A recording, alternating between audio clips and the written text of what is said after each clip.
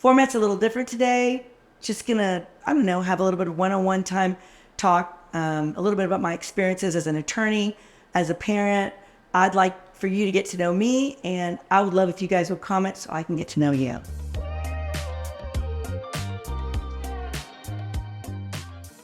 I finished college early and I finished law school early, so I was a practicing lawyer at 23.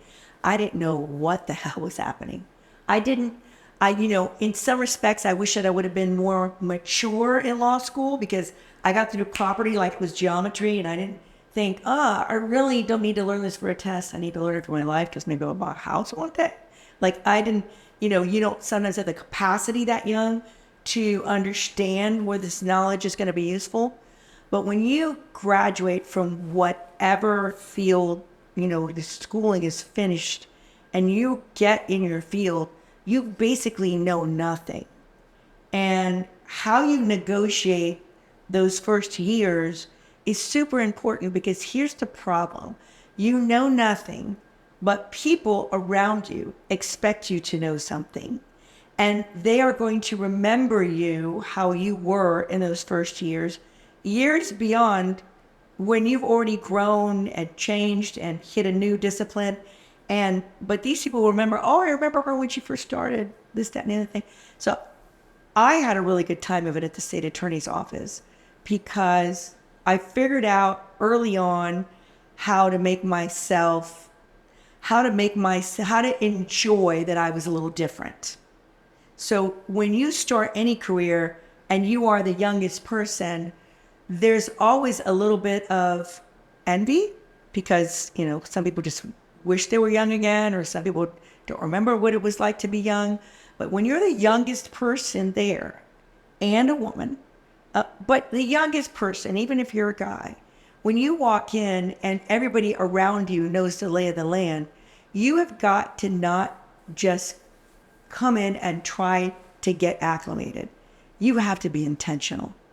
And when I say intentional, like that word's around, everybody's like, you need to be intentional. What's that even mean? Intentional just means like, damn it, make a plan. Make a plan.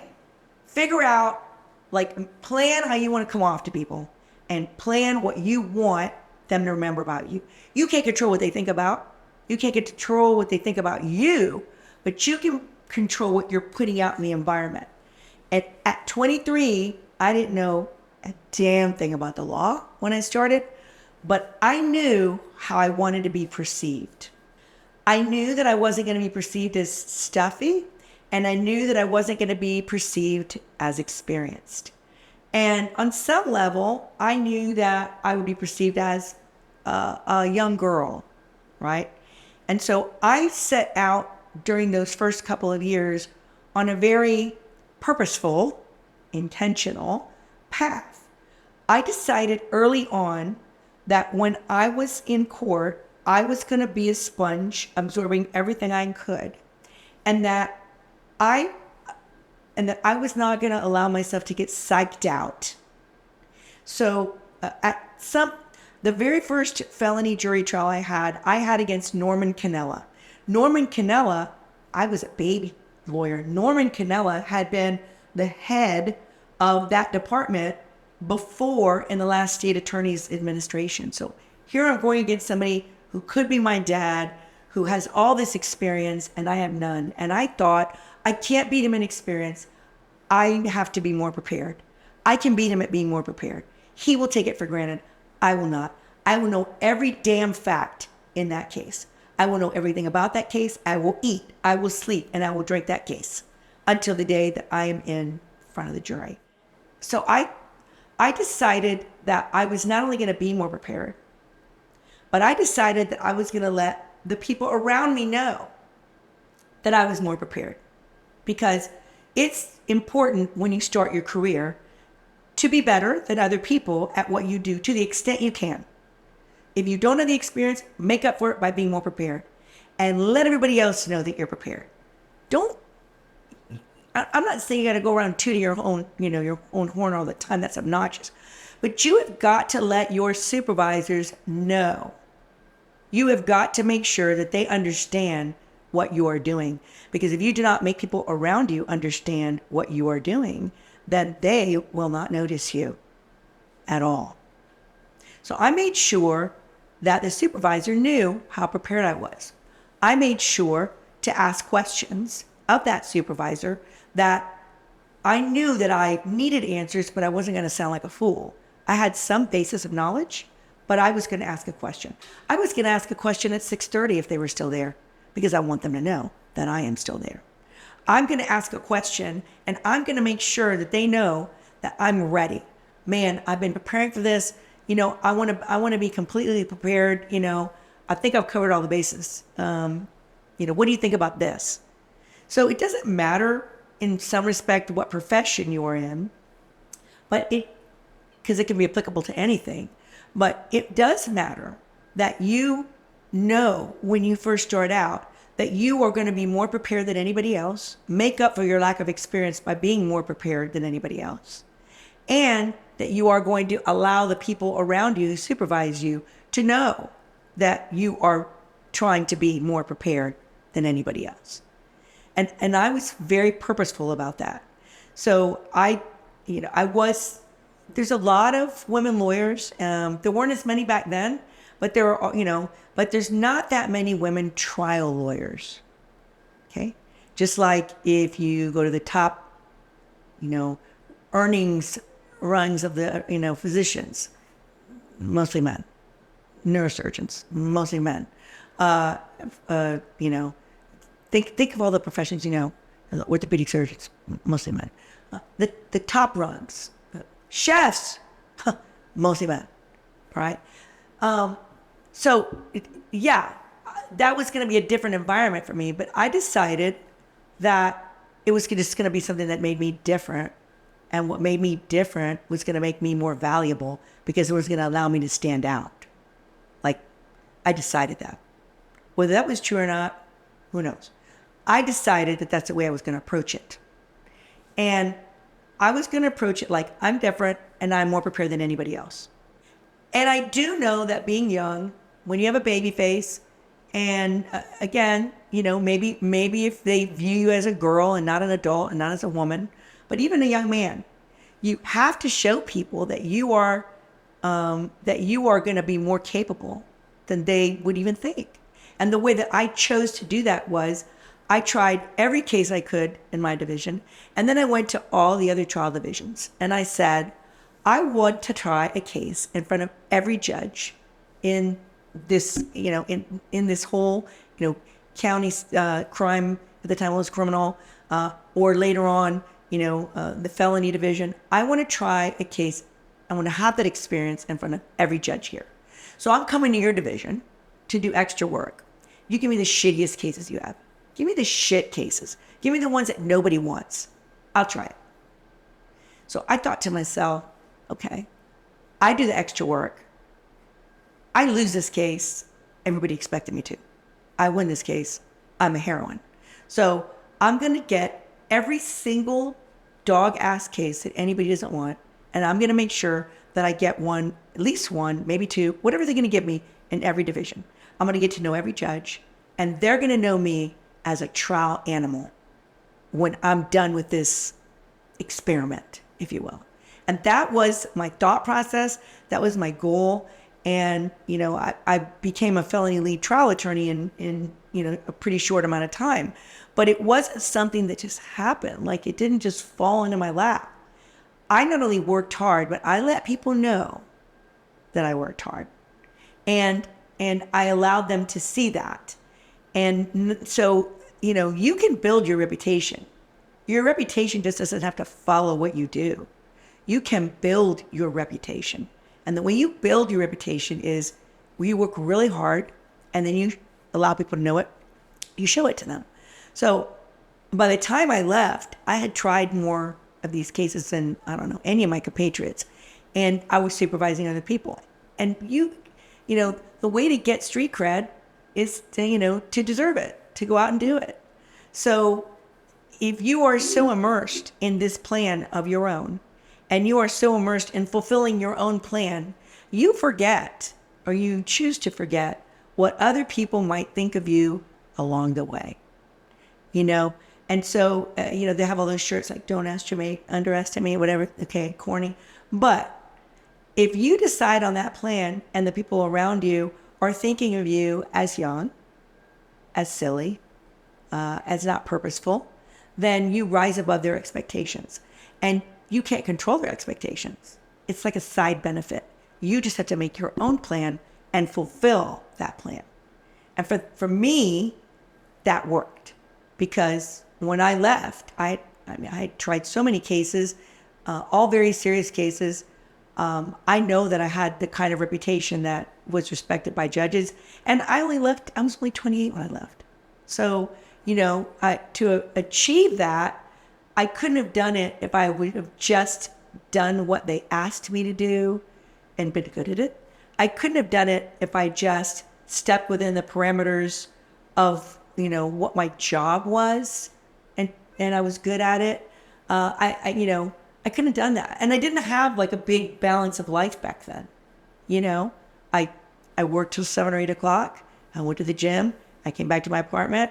I worked a little bit more. Obviously I was young, so I went out on the weekends. But that plan that I made required work. But when you work like that, you feel pretty damn confident. Because when you walk in and you're intimidated by somebody who's older than you and somebody who looks like a lawyer, and you don't look like a lawyer, you look a little bit like a child, okay? And, you're young, so you're embracing whatever, newest clothing trends. So you don't maybe have the look. But when you know everything about your subject matter, and the first slip up where they don't know everything about the subject matter, your confidence goes to the roof.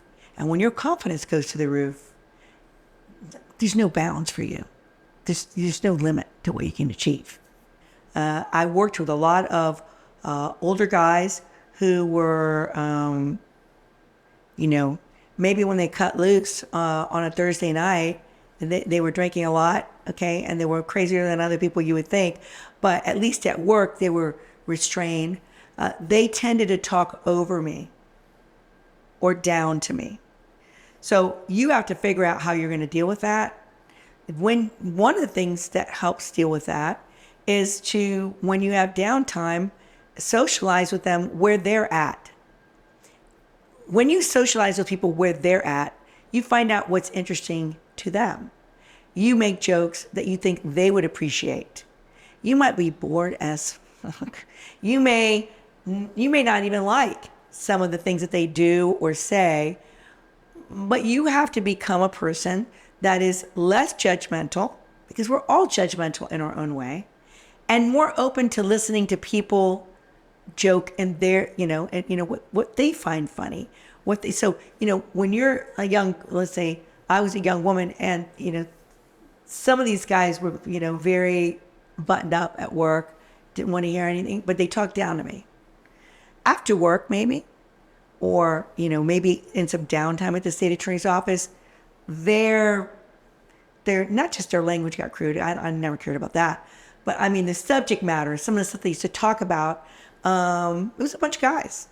So, you have to not have a thin skin, and you have to just roll with whatever kind of humor they're saying. And you're not going to change that.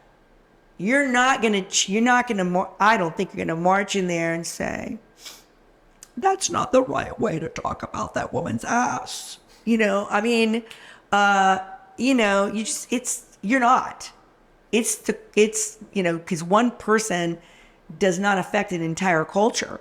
And I don't know about you, but I'm trying to make my voice heard by getting ahead at work. Okay. And I'm not saying you have to do anything wrong or advocate anything terrible. But if a bunch of people are laughing about something, you can figure out where they live culturally. You can figure out what's funny to them, and you can be part of the team. Being part of a team is a skill. And when you are at work, you are part of the team. And as long as, even if the humor is not your brand of humor, as long as it's not, going to hurt anybody on the outside, or, as long as it's not downright unethical, there's a lot of stupid shit that people say when they get together. And as long as you can kick back and laugh with that, and as long as you can move in those circles, you can make people more comfortable around you. When you make people more comfortable around you, they are less threatened by you. And when you are prepared, they are threatened by you. So you can strike a balance. If you are young, and particularly a woman, but if you are young in the workplace and you can figure out how to roll with the punches culturally in that group of people, and you can be part of their brand of humor, even if it's not what you would do when you leave work, and you can excel at the same time, then people start to bond with you in a different way. And I overlooked when people talked down to me, because I thought to myself, motherfucker, I'm just going to show you. That was me. And, sometimes maybe that made me a little bit more outrageous, or sometimes that really made me want to beat them. Nothing better than when the opposing attorney's an asshole, but nothing better for your client, because it gives you two reasons to want to excel. But, I think that, if you can show them that when you don't have to be serious, you're not, that's a skill, and that opens the way, it paves the way for a social kind of respect that you can use to your advantage. Because when you're an attorney, and I'm sure in many other professions too, but when you're an attorney, there's a lot of things that will benefit your client if you can agree to in a courtroom. For instance, there are rules about introducing medical records. If I can get the other side to agree that they will waive the custodians of the medical records, I'm not going to bore the jury with all these people saying, this is kept in the normal course of business. And then I'm going to lose the jury. I'm going to have to pay for all the people to come. It's not good for my client. If I can get them to agree to that, I've shaved a day off the trial. I've kept the jurors focused on where they're supposed to be, and I've lowered the cost. You get concessions from the other side when there's some sort of rapport.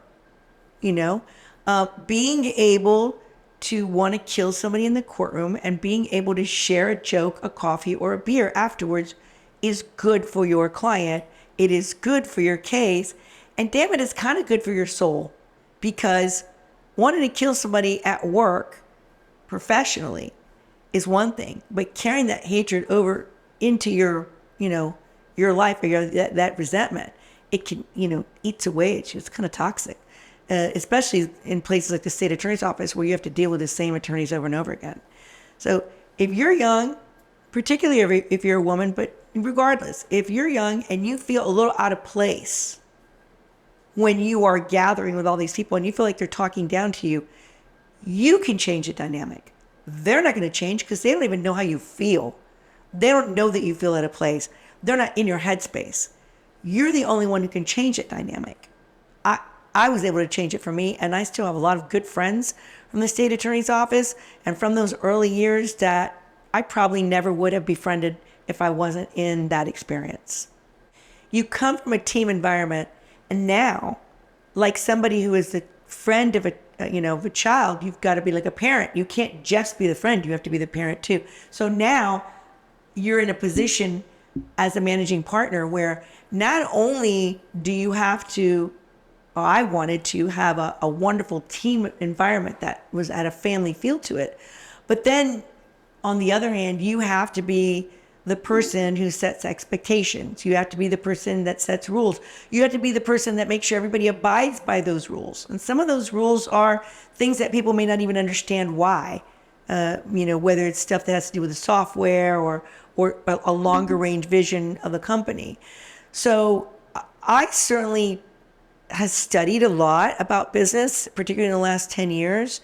And I every day am trying to get better. But I think it's really important to understand that so much of a person's happiness derives from what they're able to do at work, that you have to take very seriously the system that you're asking people to work in. And sometimes people spend so much time thinking about the individual team members, which is not bad. That's important. But then you have to pull back and look at the system that they're working in. Because if you don't take the time to do that, you can't improve their lives. Because if you can change something in the system that allows your people who are very intelligent, efficient, but they can't, they're bound up in activities that are things that if they were eliminated, they could focus more on what's important. You have to take a lot of time to look at the system. That was really, really new to me. If you don't invest in the system, you're not investing in your people.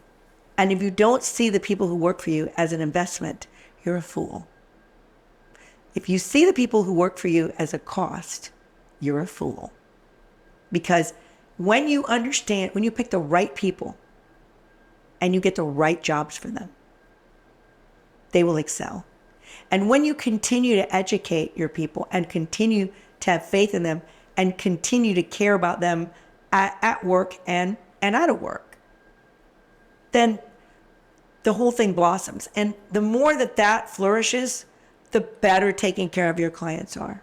If you're a business owner or an employee who feels like you have something to offer or some sort of perspective, I love to learn from other people. So please, if you can, leave me a comment below. And, if you feel like you want to subscribe, I'd love for that too. I'm excited for more one-on-one time, and see you guys soon.